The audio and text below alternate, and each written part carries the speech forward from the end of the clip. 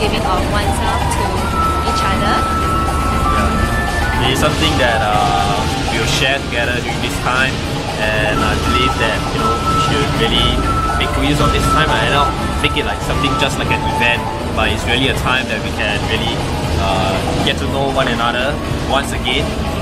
Maybe some of us have been together for some time, but today is a time that we renew our so-called, maybe for those that are married, it's a vow, and for us who is getting married, I think it's something that is something.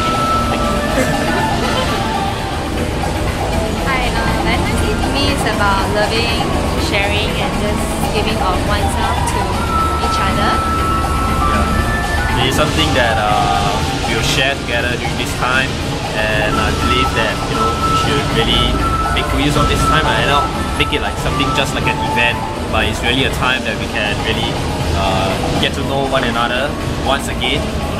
Maybe some of us have been together for some time, but Valentine's Day is a time that we renew our so-called, maybe for those that are married, it's a vow, and for us who is getting married, I think it's something that is something meaningful for us. Thank you.